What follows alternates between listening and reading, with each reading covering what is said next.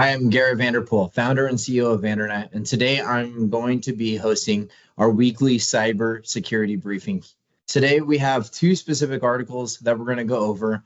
One, right off the bat, is something that I believe all US citizens have probably heard about before, and it's a company called 23andMe. That's the DNA collection organization that was notorious for telling you things about your biological health, your genetic health in regard to things that you should be aware of that run in your ancestry, as well as maybe people you're connected to. That company has recently filed for bankruptcy.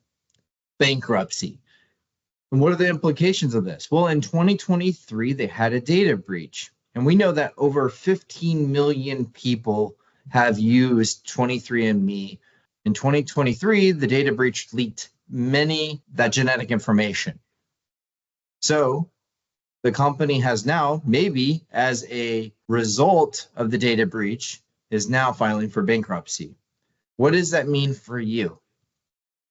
If you've used 23andMe historically, I would urge you to go to their website and delete your personal information. It is the most sensitive information that you as an individual could have, would be your DNA data collection. And they provide a way for you to be able to do that. Bankruptcy, when a company goes into bankruptcy, they sell off assets. And you can think, well, assets, what assets does 23andMe have? And I would say your DNA information. They've got all of it. So it's important that you go and delete your DNA information ASAP before the sell-off actually happens and that data moves to another company's proprietary collected information. Yes, many states have rules in regard to protecting consumer privacy information. But if you willingly give that company, as part of the terms, access to that information, then you're allowing them to do what they want with that information based on the terms that you have agreed to. So many states have laws that require companies to give the option to delete that data and information. And 23andMe has that information. And I'm going to pull up a Word document that we're going to go over in regard to how do you delete that information. So the first thing you would do is go to 23andme.com and you would log into your account, and you would go to the profile or initials in the top right hand corner. You go to settings, you go to the drop down menu, and you'll scroll down to delete your data or delete your account. Look for the section titled 23andMe data deletion or delete your account, usually at the bottom of that settings page. And you're going to go to two things. 23andMe gives you two deletion options. Delete your account and genetic data, permanently removes all your personal and genetic information, or you can just delete your genetic data, but keep your account active. That's really up to you in regard to which one you should delete. Personally, if I know that a company is in bankruptcy, I would go in there and screenshot all the information that's important to me, download any of the PDFs with my information so you can have that because you've paid for that service. It's your personal information, and then I would personally delete your account and your genetic data. And so there's some follow-up prompts to confirm your deletion, and then you may be asked to enter your password to verify your identity. Once confirmed, the deletion is irreversible and can take up to a week for them to completely delete your information, which is also why it's important to do it now. Do it right now. Don't delay what you can do today. Do it right now, because through a transition or sell-off of assets, you never know when that's going to change hands. And part of the terms of service is that 23andMe can autonomize that data and then utilize it for collective information, running trends and analysis on it as well. So please, I would recommend that you go and delete it. Some important notes to note about 23andMe is the physical samples are destroyed per their policy after processing may be kept for a limited time before destruction. And if you're consented to the research, which I was just talking about, they de-identify that data So it's no longer trackable back to you from the studies that are underway that they're doing. And deletion can take 30 days.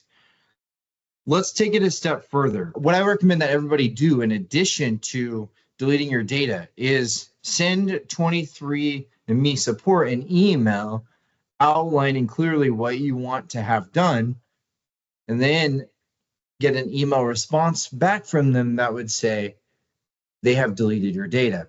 And so you can see this, the sample email on the screen that says, I'm writing to formally request the data deletion of my 23andMe account, including associated genetic data, personal information, and any stored biological samples. While I understand that some data may already be shared in aggregated or anonymized form of research as per your policies, I ask that all deleted components of my data be removed from your systems in accordance with your data retention and privacy policies. Please confirm when the deletion of this has been fully incorporated or completed.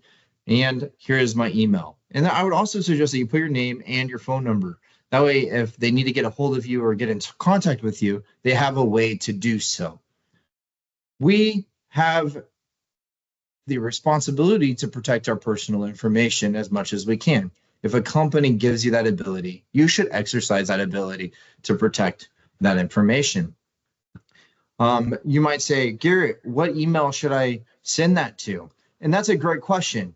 And I will give that to you right now as I look that up. You're going to want to email this email to customercare@23andme.com. Customer care, all one word, at 23, the number 2, the number 3, andme.com. That's where you'll want to send that to. All right, let's continue on. So, as you know, there's this new government agency called DOGE, Department of Government Efficiency. And we've been hearing all about it in the news. It's been the biggest thing that's happened, I believe, in large part underneath the Trump administration, where they're going in and they're just getting rid of a lot of the federal spending or federal employees that they feel like is no longer needed, which I'm not going to get into the political side of it because we all have our differences in regard to what we believe is okay or not okay. But specifically, DOGE to fire Critical Infrastructure and Security Agency. This is a federal organization that kind of collects data, aggregates data for national cybersecurity, and helps businesses be better protected and have the necessary information to make decisions that they need to make in regard to protecting their business or critical infrastructure, like utility companies. So this is a national agency, and it looks like they're on the chopping block as well. And the article talks about CISA, I think it was like 25, it says they are among nearly 25,000 fired federal employees. And the Trump administration was ordered to rehire them. And then the Trump administration immediately put them on paid administrative leave. And I think a lot of times, let's just say the intent maybe was fine, but what are the implications of such a decision when they were providing a critical piece of national security and then all of a sudden they're no longer there? It's like axing expenses as fast as you can, because obviously if a budget doesn't budget, it doesn't budget. But there has to be a better way of approaching this or doing this. There has to be a planned, all right, we're going to do this, and we're going to transition these services that they're providing to another agency, and then it's going to be their responsibility. Because CISA was here to protect the nation in regard to hacking and all kinds of bad things. And so there's just a lot of, you'll read through the article and it talks about the Signal issue, where the administration was utilizing Signal and accidentally added an Atlantic journalist to their communication, and they were talking about national security and potential war plans against another country, and it was an accident, it was a fluke, and that conversation was happening, and this reporter was able to be a part of it. All of this ties in together, and where this is extremely important is that there's a reason we have policies in an organization. There's a reason we take necessary security measures to protect information. And that's just not because somebody decided it was a good idea and we should do it. It's because it's a good idea and we should do it. We need to protect everything we can, especially on a national security level. So this is just, if you did this in the private sector, that would be considered gross negligence.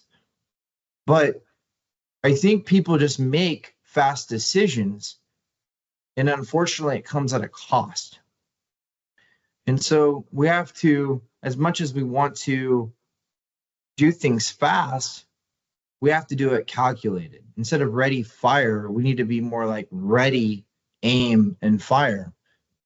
We have to be responsible.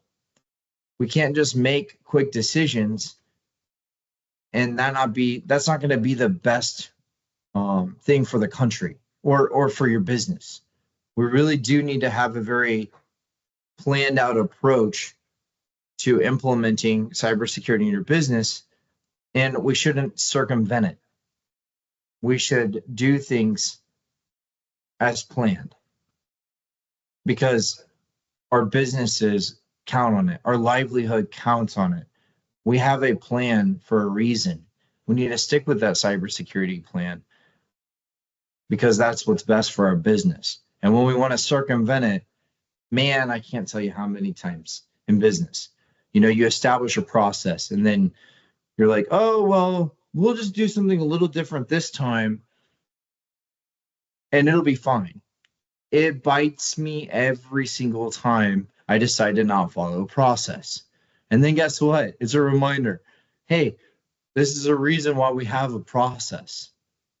So there's a lot going on with the DOJ efforts and killing off federal agencies, but we have to be careful that we don't compromise the integrity of the security while we do that.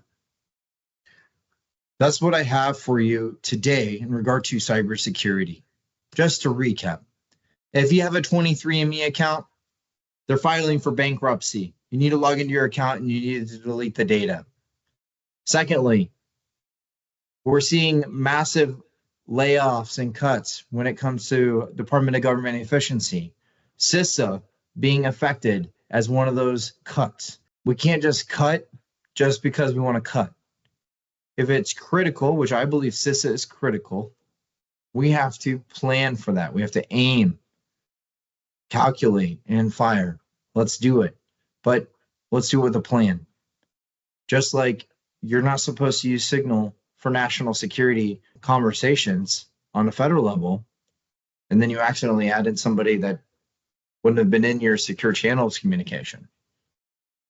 Big problems, big problems. So use your head. We have to think. Lastly, I want to share with you about time management. Because at VanderNet, we're focused on providing better value, aligning your technology with your business, faster outcomes. We're going to predetermine everything we can about your business so we don't have to keep coming back to you and asking questions when we can get that predefined and everything's good to go. And then lastly, stronger protections. We have over like 150 specific controls we're working to put in place inside your business to better protect your people, your data, and your technology. But no business can be effective unless it's managing its time well. And you've probably heard it. If you don't schedule your priorities, someone else will. Time blocking is one of the most important time management tools successful business leaders use. And instead of letting your calendar get filled with reactivity, block out your time. Be intentional with blocking specific time sections out on your calendar. Let's just start simple. Start with 2 hours. Say, I'm going to block out 2 hours in this week, and I'm going to work on building my business, not working in my business, What is the thing in my business? If I move the needle in my business, it's going to make the biggest impact financially. Everything should come back to $1. So you got to figure out what is that one thing that if I do that, it's going to move my business ahead. Use that 2-hour block. You won't regret it. Block out everything else other than the one thing that you've decided that you're going to work on that's going to move that needle. You'll thank me later, because when you get control over your time and your schedule, your business starts to change. And when it starts to change, oh boy, hold on, because it's going to be headed the right direction. So thank you for your time today. Thank you for joining us for our weekly cybersecurity briefing. We'll see you next week.